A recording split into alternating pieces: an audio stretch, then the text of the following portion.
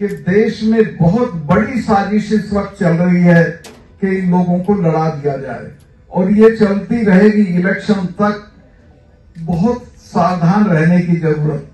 और हिंदू भाइयों से जरूर कहूंगा कि तुम्हारी अगर तादाद ज्यादा है तो तुम्हारी जिम्मेवारी भी ज्यादा है और तुम इस बात को आश्वस्त करें, इसकी बात की मजबूती करें कि हमारे मुसलमान भाई को दूसरे दर्जे के नागरिक की निगाह से न देखा जाए, उसके साथ कंधे से कंधा मिला के खड़े हो जाएं तो आपको कोई दिक्कत नहीं होगी।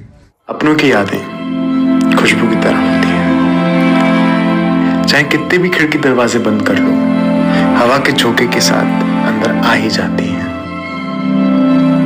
अब हवा चले ना चले, हमारे इत्र के साथ बनाई यादें हमेशा आपके साथ रहेंगी। जमजम परफ्यूम्स, हजरत निजामुद्दीन से निकली खुशबू जो पिछले 30 साल से आपकी यादों का हिस्सा है। अगस्त 2018 से अक्टूबर 2019 तक जम्मू और कश्मीर के लास्ट गवर्नर रहे सत्यपाल मलिक। जी हाँ, वही सत्यपाल मलिक जिन्होंने खुद भारतीय जनता पार्टी में रहते हुए प्रधानमंत्री नरेंद्र मोदी, अमित शाह और तमाम बीजेपी की इस केंद्र सरकार के ऊपर आवाज़ उठाई थी, उनके खिलाफ आवाज़ उठाते हुए कहा था कि पुलवामा हमला टल सकता था अगर खुद प्रधानमंत्री चाहते तो। वही सत्यपाल मलिक आज इंडिया इस्लामिक कल्चर सेंटर में सद्भावना सम्मेलन में यहाँ पहुँचे हैं। दिल्ली स्टेट कोऑर्डिनेशन कमेटी की तरफ से एक बाकायदा मीटिंग में उनको बतौर चीफ गेस्ट बुलाया गया है। तमाम तैयारियां पूरी कर ली गई हैं और सत्यपाल मलिक का अब से थोड़ी ही देर बाद इसी convention centre Indian Islamic culture centre में अपना खिताब होने वाला है। एक बार चलते हैं अंदर और सुनते हैं क्या कह रहे हैं सत्यपाल मलिक। मैंने बाबरनामा पढ़ा है, पता नहीं आपने पढ़ा है कि नहीं। उसमें बाबर खुद कहते हैं कि मुझे तब तक तसल्ली नहीं हुई जब तक मुझे ये खबर नहीं मिली कि हसन खान हिवाती मारा गया है। उसके बाद बाबर इतना नाराज हुआ कि वो 4 दिन उसने फिरोजपुर झिरका में कयाम किया और मेरे लोगों को सजा दी कि तुम कैसे राणा सांगा की तरफ से लड़े हो। हल्दी घाटी की लड़ाई राजपूत इतिहास की एक ही लड़ाई है जिसको हम बहुत महत्वपूर्ण मानते हैं। उस लड़ाई में राणा प्रताप के जो सेनापति थे वो हाकिम खान सूर थे। हाकिम खान सूर एक पठान थे और वो उनकी जो जहां ये हल्दी घाटी में लड़ाई हुई वहां से मुगलों को धकेलते हुए बनास नदी है वहां तक ले आए और वहां मैं गया हुआ हूं, मैं खुद गया था। मैंने वहां एक गेस्ट हाउस भी बनवाया जब मैं मिनिस्टर था। तो उस इलाके का इतने लोग मारे उन्होंने कि वहां रक्त तलाई उस जगह का नाम पड़ गया कि खून का तालाब, रक्त तलाई। आज भी वो रक्त तलाई के नाम से जाना जाता है, बोर्ड लगा हुआ है। तो ऐसे ऐसे महापुरुष, ऐसे ऐसे लोग हिंदू मुसलमान एकता के लिए शहीद हुए। अगर हम इनको भूलेंगे तो अपना इतिहास भी भूलेंगे और हम अपनी जो खासियत है हमारे इतिहास की या हमारी कौमों की उसको भी भूलेंगे। मैं एक बात और निवेदन कर दूं कि देश में बहुत बड़ी साजिश इस वक्त चल रही है कि इन लोगों को लड़ा दिया जाए और ये चलती रहेगी इलेक्शन तक। बहुत सावधान रहने की जरूरत, अपनी आपसदारी को कायम रखने की जरूरत, किसी भी तरह से इसको तोड़ना नहीं है। और मुझे इस बात की खुशी है कि हमारी खाप पंचायतों ने साबित कर दिया कि वो इस जज्बे के साथ जिंदा हैं और आगे भी मुझे भरोसा है कि ये लोग उसी तरह से खड़े रहेंगे।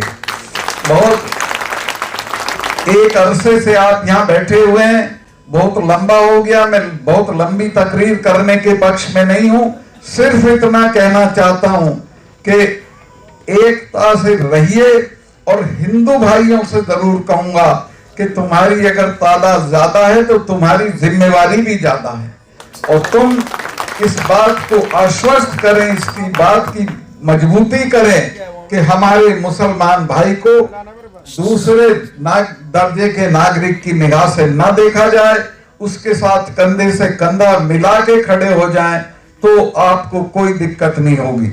मैं जब मुजफ्फरनगर का दंगा हुआ उसमें हमारे गोद का एक गांव है फुगाना, उसमें वो दंगा थोड़ा ज्यादा हुआ था, तो मैं वहां गया, लोगों से पूछा मैंने क्या हुआ।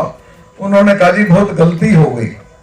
उनको किसी ने खबर दे दी कि मलिकों का जो गोद का दादा है वो पीछे मुसलमानों के किसी गांव में मार दिया गया, जबकि वो गलत खबर थी।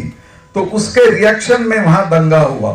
तो गांव के लोगों ने, आप यकीन करोगे, रोते हुए कहा कि ये तो हमारी जिंदगी, हमारा तो गंडासा नहीं चढ़ता इनके बिना, हमारा तो कोई काम इनके बिना नहीं होता, और हमारे तो पुरखे 47 में रेल से उतार उतार के इनको लाए थे कि कहां जा रहे हो, यहीं रहो, और हमने बसाए थे, हमारे भाई हैं। तो वो भाईचारा टूट गया था मुजफ्फरनगर के दंगे में। मैं कोच साहब और इन लोगों का शुक्रगुजार हूं कि इन्होंने जो ये अपना नूह के दंगे के वक्त जो स्टैंड लिया, वो लहर हमारे यहाँ भी चली गई। जाटों का और मुसलमानों का जो तफरका था वो उसी दिन खत्म हो गया, और हम भी आप जैसे ही हो गए। और अब हमारे यहाँ कोई फिरका परस्ती पश्चिमी यूपी में भी नहीं है। तो इसको फैलाना है। ये मेरे साथ बैठे हैं अपने गोदारा साहब, ये अभी सीकर में सम्मेलन करके आए हैं, इससे पहले भी सम्मेलन किए हैं, और एक लहर चल पड़ी है इस तरह के सम्मेलनों की। और हम आपको इरफान भाई वहां बुलवाएंगे, आप आइए और आप यहाँ का पैगाम इस पंचायत का, इस मजलिस का, इस गैदरिंग का लेके निकलिए। मैं बिल्कुल, मेरा विश्वास है कि लोग आपकी आवाज पे खड़े होंगे। बहुत बहुत शुक्रिया। तो सुना आपने, बिल्कुल खुले तौर पर यूनिटी इन इंटेग्रिटी की बात करते हुए सतपाल मलिक ने साफ तौर पर कहा कि अगर हिंदुओं के लिए ख़ास तौर से कहा कि आप अगर बहुसंख्यक हैं तो आपको अल्पसंख्यक का यानी मुसलमानों का ही ख्याल रखना चाहिए। और साथ ही उन्होंने सरकार की कारकर्दगी पर भी सवाल उठाया।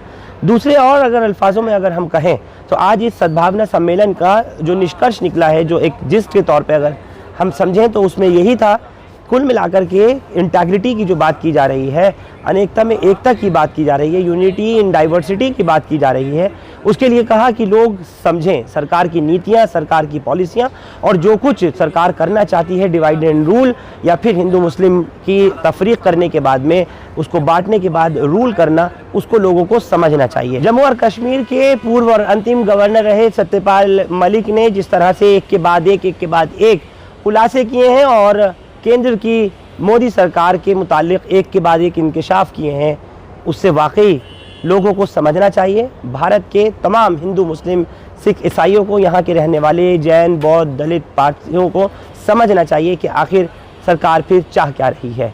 लेकिन इस वक्त में जो कुछ उनका बयान था, खुले तौर पर उन्होंने हिंदू मुस्लिम एकता की बात करते हुए कहा कि भारत तभी तरक्की कर सकता है, अखंड तभी हो सकता है जब हम एक दूसरे के धर्मों के प्रति, एक दूसरे के खुद के प्रति इज्जत करना सीखें, ये जानें कि हमको लड़ा करके हम पर राज करने वाला कौन लाभदायक हो सकता है और किसका इसमें नुकसान हो सकता है। आप लोग इंडिया इस्लामिक कल्चर सेंटर से हमारे साथ इस खबर पर जुड़े, आप सबका बहुत शुक्रिया। हिंदुस्तान लाइव फरहान याहिया यूट्यूब पर सब्सक्राइब कर सकते हैं और क्लिक कर सकते हैं बेल आइकन हमारी खबर की पहली नोटिफिकेशन के लिए। फेसबुक पर हमारा page Hindustan live Farhan Yahiya follow और लाइक कर सकते हैं। Thank you for now.